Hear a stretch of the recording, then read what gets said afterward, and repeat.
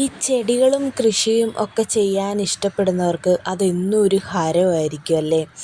എനിക്കും അത് ഭയങ്കര ഇഷ്ടമുള്ളൊരു കാര്യമാണ്. ഞങ്ങൾ നേരത്തെ താമസിച്ചിരുന്ന വീട്ടിൽ ഇഷ്ടംപോലെ സ്ഥലം ഉണ്ടായിരുന്നു എന്തെങ്കിലുമൊക്കെ നടാനും ഒക്കെ ആയിട്ട്. പക്ഷേ ഇവിടെ വന്നപ്പോഴത്തേനും ഈ മാസം നമ്മൾ ഇങ്ങോട്ട് മാറിയപ്പോഴത്തേനും ഒന്നും നടാനുള്ള സ്ഥലമോ മുറ്റമോ ഒന്നുമില്ല. ആകെ ഈ ബാക്കിൽ ഞാൻ ഈ നിൽക്കുന്ന അത്രയും സ്ഥലം മാത്രമേ ഉള്ളൂ. ഫ്രണ്ടിലാണെങ്കിൽ ഒട്ടുമില്ല. ഒരു കാർ പോർച്ച് പിന്നെ വണ്ടി വയ്ക്കാനുള്ള സ്ഥലം മാത്രമേ ഉള്ളൂ.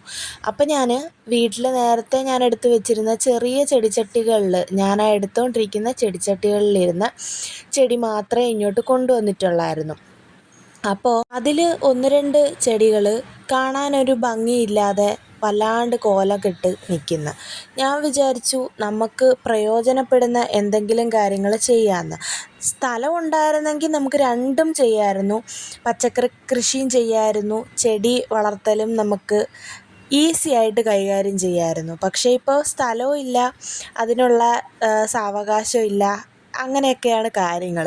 അപ്പം ഞാൻ ആലോചിച്ചപ്പോൾ ആ ചെടികൾ നല്ല രീതിയിൽ വരാത്ത ആ രണ്ട് മൂന്ന് ചട്ടി എടുത്തിട്ട് അതിലോട്ട് എന്തെങ്കിലും ഒന്ന് ചെയ്യാമെന്ന് വിചാരിച്ചു. നിങ്ങൾ ആദ്യം കണ്ടത് വീട്ടിൽ നിന്ന് അമ്മ തന്നുവിട്ട ചീരരികളാണ്. അതാകുമ്പോൾ നമുക്ക് പെട്ടെന്ന് വിളവെടുക്കാനും പറ്റും. കുറച്ച് സ്ഥലമോ അല്ലെങ്കിൽ കുറച്ച് മണ്ണൊക്കെ അതിനാവശ്യമുള്ളൂ.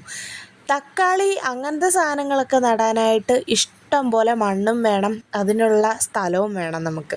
അതെന്തായാലും ഇവിടെ ഇല്ല. ഞാൻ വിചാരിച്ചു എങ്കിൽ ചീര നടാമെന്നേ. അപ്പം ഞാൻ വീട്ടിൽ നിന്ന് അമ്മയുടെ കയ്യിൽ നിന്ന് കുറച്ച് ചീര വിത്തുകൾ വാങ്ങിച്ചിട്ടുണ്ടായിരുന്നു. പച്ച കളറ് ചീരയാണ്. അപ്പം അത് കൊണ്ടുവന്നിട്ട് ഈ 3 ചട്ടികളിലായിട്ട് പാകി കിളിപ്പിക്കാമെന്ന് വിചാരിച്ചു. വളർന്ന് വന്നു കഴിയുമ്പോൾ അതിനെ പിരിച്ച് എൻ്റെ കയ്യിൽ കുറച്ച് പ്ലാസ്റ്റിക് കുപ്പികളുണ്ട്.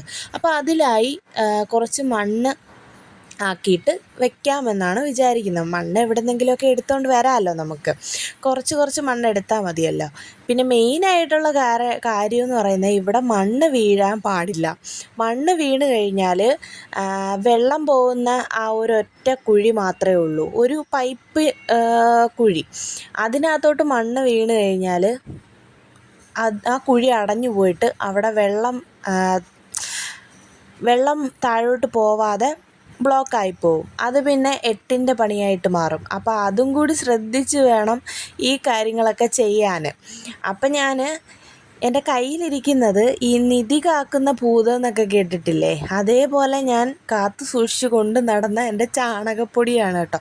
സോറി, എൻ്റെ ചാണകപ്പൊടിയല്ല, വീട്ടിൽ നിന്ന് അമ്മ ചാണകം പോയി എടുത്തുകൊണ്ട് വന്നതിൽ കണ്ടപ്പം ഞാൻ പറഞ്ഞു, അമ്മ എനിക്കിത് ഉണക്കി തന്നു വിടുമോ എന്ന് ചോദിച്ചു. അങ്ങനെ അമ്മ വന്നപ്പം വയലിൽ പോയി അമ്മ ചാണകം എടുത്ത് ഉണക്കി പൊടിച്ച് കൊണ്ട് തന്നതാട്ടോ എനിക്ക്. ഇതാകുമ്പോൾ നമുക്ക് സ്മെല്ലും വരത്തില്ല, വേറെ പുഴുവോ കാര്യങ്ങളോ ഒന്നും വരത്തില്ല. ചീരയ്ക്കൊക്കെ ചാണകം ഇടുന്നത് നല്ലതാണെന്ന് ഞാൻ കണ്ടിട്ടുണ്ട്.